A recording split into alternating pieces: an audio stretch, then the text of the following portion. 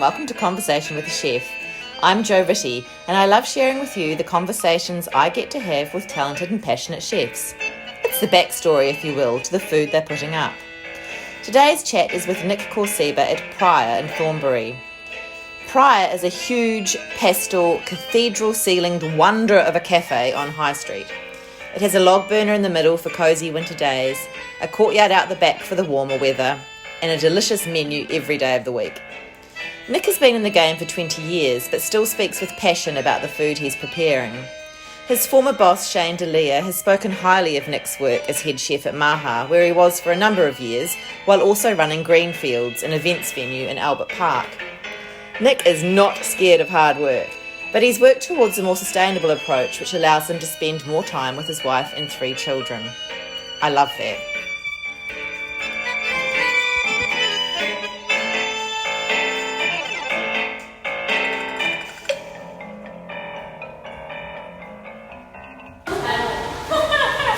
Hi Nick, nice to meet you. I'm Jo. Hi. I'm Jo.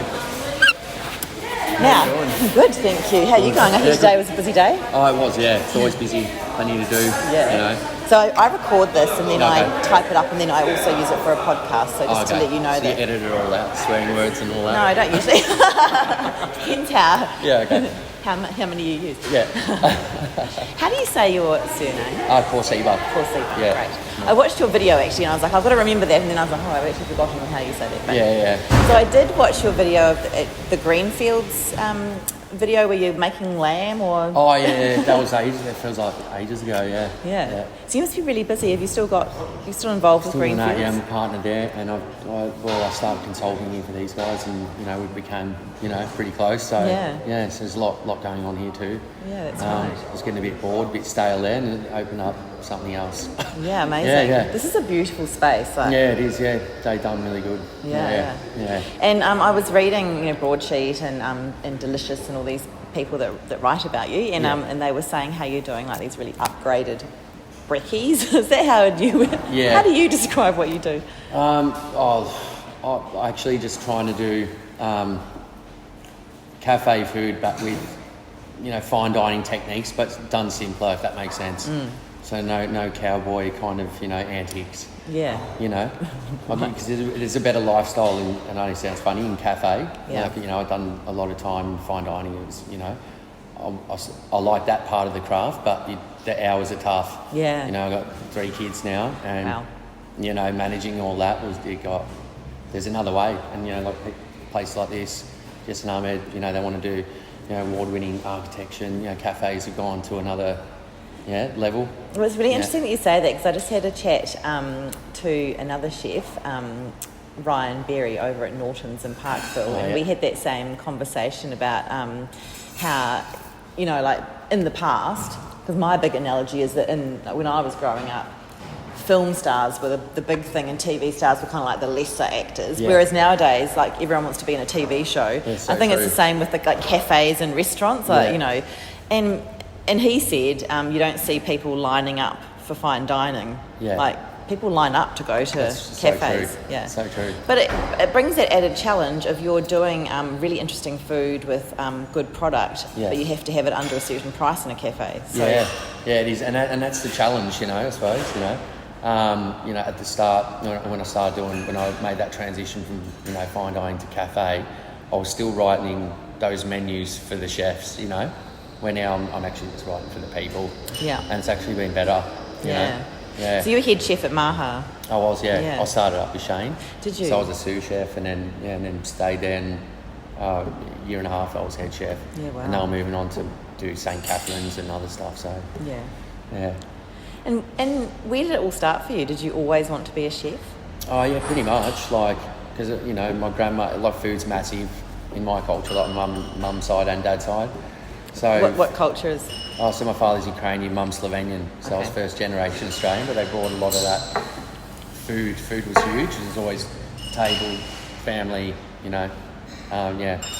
So I was always a part of that, and I did something about it. And then I started working at McDonald's, 15 or whatever it was, and I really liked the service, the speed and whatever. And then my uncle actually, what did he do? He'd done a lot of travelling, and he would just be a cook or whatever, and he started talking to me some stories about chefing and whatever, and then it just got me. So, and then I just looked at some jobs and went for it. Yeah, wow. Yeah. And, because sometimes the idea of that can be more exciting than the reality of long hours and so on. So when you first started, where did you do your apprenticeship? Well, first, because I'm from Geelong, I moved to Melbourne. Me and my sister got a house, and I was working on Lygon Street in Carlton at Santino's Terrace, which I don't even know if it's there anymore, across from the park, but it was huge hours. It was like 14-hour days. It was a big shock. And what was it, do you think, that kept you hooked despite doing, because when you're a young guy and you're doing long nights and long hours and your mates are out partying, there must be something. What is it that you love so much that kept you there then and keeps you there now? I suppose the passion, Yeah. And I suppose you don't know it's there until you look back too. Sometimes you get pushed, how it is, every job tests you. You fall in love with it and fall out of love with it at times, but that's always strong, that part, I think. There's nothing else I want to do. No. If I was going to do anything, it would be landscaping or something, because in my spare time, that's my go-to. That's interesting though, because that's also creative, isn't it? You've got to have a vision for that as well. Yeah, it's funny. And so when you are thinking about, at Prior, it's breakfast, cafe kind of food. Where do you start when you're creating a menu? What's your inspiration? It can be if I go out, and eat something and I see something, and it could be just one ingredient. It can be me going to the market, seeing just one ingredient, and I haven't used that for a long time. I just build around certain ingredients, and then there'll be a technique that I've done before somewhere, and that will come in mind and say, hey, I'll do that with that. Every chef I've met has got a really different process. Yeah, absolutely. Yeah, and mine kind of just goes around ingredients and cooking techniques, if that makes sense. Yeah. It's a bit weird, but... Do you have particular ingredients that you gravitate to, or is it whatever you see that you like the look of in the market? Yeah, look, I've got my favourites for each season, obviously autumn's mushrooms, summer's tomatoes, winter's turn veg like Swedes and all that, root veg, sorry. But yeah, if I've got a favourite, it would be probably summer. I love tomatoes and that's my thing. Yeah, they're amazing, aren't they? Yeah. And when you get those, and this is another thing that I often talk about, is just when you eat seasonally, you're having the very best of that. And it would be great if we could then just leave that for summer and go away and then look forward to it. But we don't. Right. We buy it all year round, and they're pretty crappy, the tomatoes you buy all year round, aren't they? That's right. And now, because they're globalised market, it's coming in from somewhere else and all that sort of stuff, which is sometimes good, sometimes bad. But you hit it right in the head. Where before, even my early days of chefing, I remember everything was kind of more structured in that way. Where now I can do, especially with Greenfields, I'll do a menu once a year, and it's a huge package, but the ingredients I picked are there all year. Yeah. So I was interested in that. You mentioned that on your video that you obviously made a while ago, but you just said I don't have to be constrained by local and seasonal. I've got access to everything, and I thought that was a sort of an interesting idea, because that is the beauty of our global world. Yeah, things like if it's like cheeses and stuff, there's a lot of chefs bang on about local, which is cool, but if I can get it delivered from France and they're the cheese gods, I'll get it from there. You know what I mean? I know that probably sounds swanky, but I'll try. I think with things like that, probably not. You don't want to be getting produce probably from from overseas, but I think you know what I mean. I'm a French teacher, so I'm always going to agree with you that French cheese is the best, and they are the gods at making it. So their produce is amazing. I've worked at another place that they used to get the mushrooms flown in. It's just crazy in the wooden crates and all that. So it just opens your eyes, going, shit, you can get everything. Yeah. And you talk about different techniques. Is that obviously you've? How long have you been chefing? 20 years. Yeah, so you've learnt a lot along the way and seen other people. Yeah. But do you still look at cookbooks or Instagram, or you just you go on your repertoire? Yeah, and a lot of my I've got some chef friends. They're always like, why aren't you on Instagram? Why aren't you posting? I don't do it, but they they'll show me stuff and go, look at this and look at that. I like Chef's Table, that's cool on Netflix. Watch a bit of that. But yeah, I don't go to that for the inspiration of it. No. Yeah. So you were cooking, so you started off with Italian, Yeah. and then Middle Eastern with Shane. Yeah. Is there a particular, is what you're doing now, how would you describe that? Modern Australian? Yeah, or? modern Australian, yeah. Yeah. It's pretty good, isn't it? 'Cause Yeah, it you is. can do So, anything. yeah, exactly. You can pick out and you can, yeah.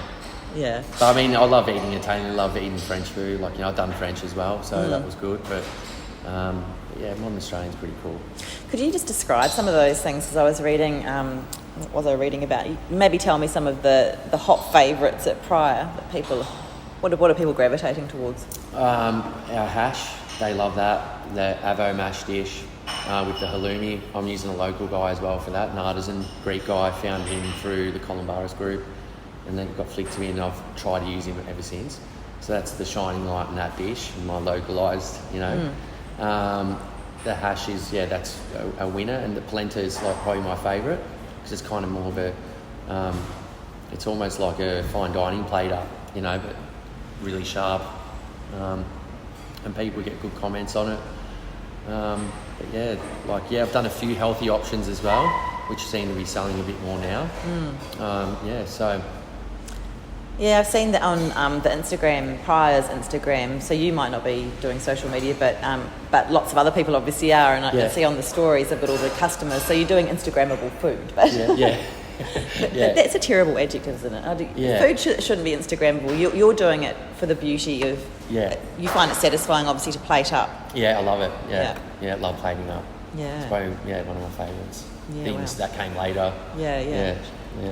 And Greenfields is more of a like a venue, like an event place. It's an event space. Yeah. It was always going to be that, but we had a cafe, but we just had to constantly close the cafe down for the events because people, pay a lot of money. So, but the idea of the cafe was to I suppose showcase the events room. So it was always, selling itself. Yeah. You know what I mean? But it got to a point where it was just closing every weekend. Yeah. And it served its purpose. That was health food, which I'd never done, which was interesting as well. But yeah. And I had a thought and now I've lost it. So you must have a lot of people working for you, or you work with people. Yeah. At Greenfields and here. Yeah. That leadership role, did that come naturally to you? Because I know it's a big step up even from sous chef to head chef, because you've got to manage people as well as food costs as well as food. Was that easy for you to step into that kind of role? Not really, but I was 25 and Wow. Shane's like, "You're ready," and I'm like, "No, I'm not." And he's like, "Here you are, and you're going to be." So they put me in it, and I've told a few chefs this story. When you're given that much power, you're 25, you think you're Gordon Ramsay, and I just lost a lot of staff real quickly. Yeah. And one thing good about the Press Club group, when they were good, they had a lot of structures in place and put us in management. I had a management one-on-one with a guy called Glenn Treble. And he was an ops manager, really smart guy, and just gave me some tools, like some little key points and I still hang on till now. How to manage, pick your battles, It's a lot of life coaching. it sounds funny, but, you're dealing with young people, which we've all been through a lot of this shit. So, and then, I don't know, I suppose it took time to answer your question. Yeah, absolutely. It took a while, but after that, it was a big lesson, and then everything else changed. Well, it must be so hard because you're under pressure, and then but you've got to kind of manage these other people who are feeling under pressure and maybe a bit they haven't got the experience that you have. It's a tricky one, isn't it? It is. Yeah. What would your advice be to young people who want to become chefs? Hang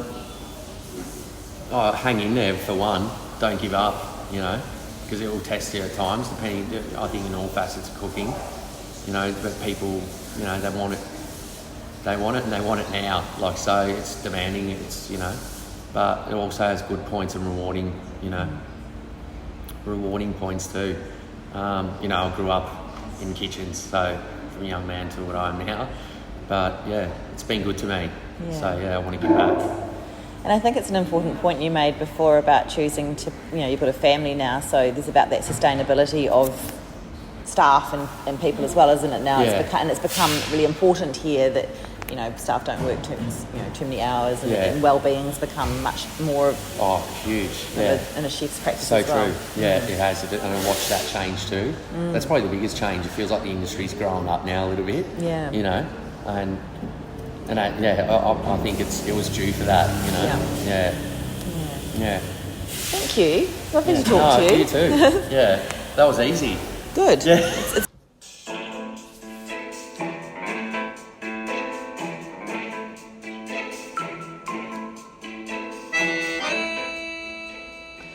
You've been listening to Conversation with a Chef. I'm Jo Ritty, and thank you so much for joining me today.